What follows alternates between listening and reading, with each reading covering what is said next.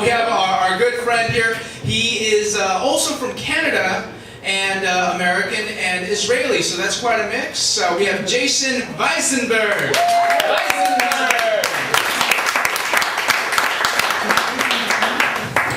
What's up? Thank you. So, doesn't this make me feel like a big celebrity? I'm on stage in front of everybody here. It's a packed house. To me, like the whole idea of celebrity is it's like a different species. They're really like a different people than us. It's like they can only date other celebrities. I don't know any other job where it's like I'm an auto mechanic, I have to date other auto mechanics.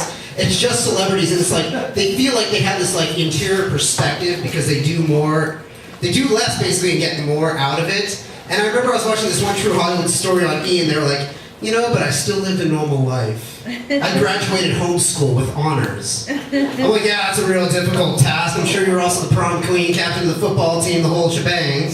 And the funny thing, I hated school because it got me depressed about the future. Because there was this thing we used to do in my school, it was called peer editing. And you're like, these are my peers. Like one day if I got arrested, I'd be tried in front of a jury of these people. I hope they'd be able to get me out of a bind.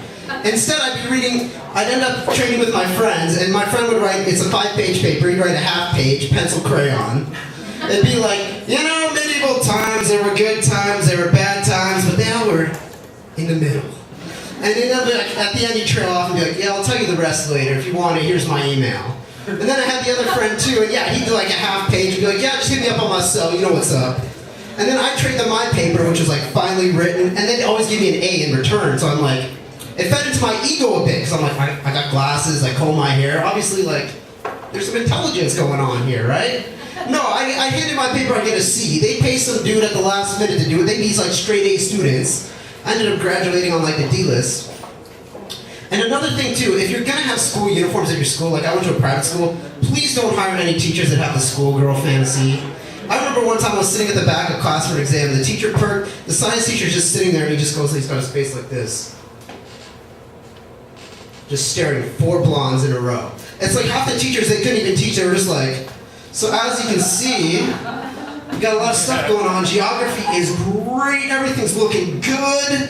And then I had the one teacher too, he was like a gym teacher, and he used to hit on every girl. My school went all the way from kindergarten, all the way through, and it's like at first you're like, okay, they're older women, whatever, that's good. And then all of a sudden he's playing in the same dating league as you. He's like in that same pool, and you're like, I can't compete with this. I'm in 9th grade, I have acne, I have no car, I have no money.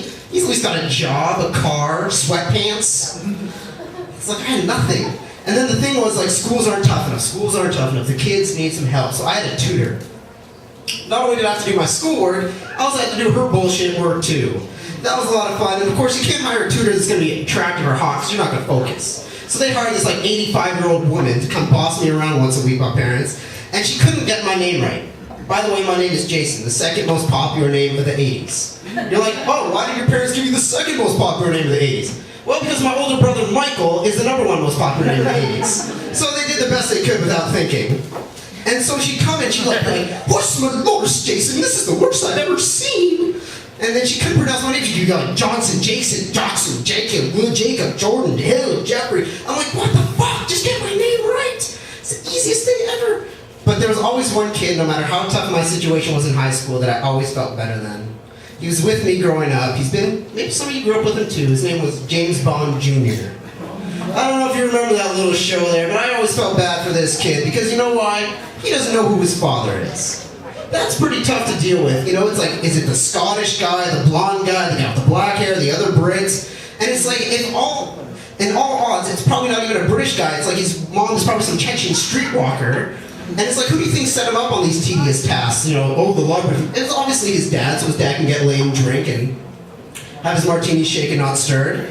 But for me, I had a little spy in my family too. I'm part of a very elusive, exclusive club known as the CIA, the Canadian Israeli Americans. I don't know, out of all the people they could trust with the Earth's secrets, why they chose us.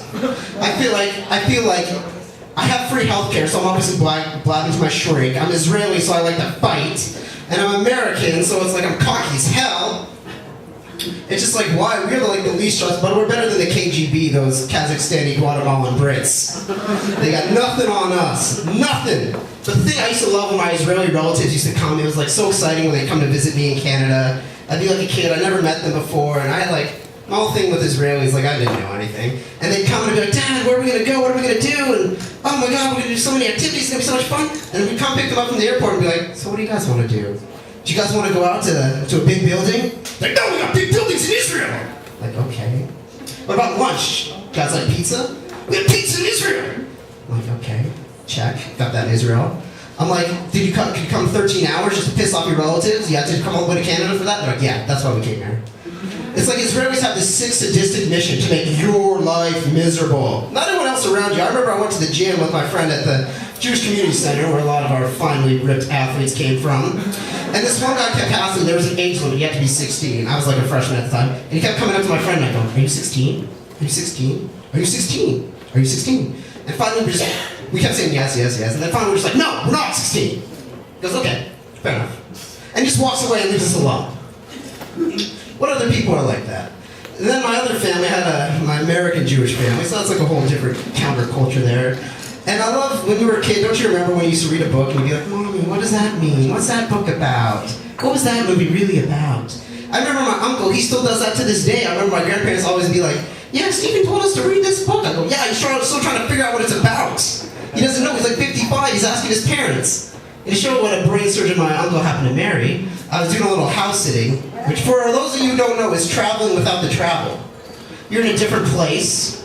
You know, it's like there's room service because they're going to clean up after you. You get free amenities, free cable, free everything. And I was just like snooping around their shit because I had nothing else to do. I was house sitting.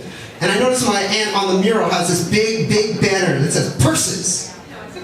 And then above it, there's another banner that says fun purses. I go, you can't tell the difference between which purses are fun and which are not.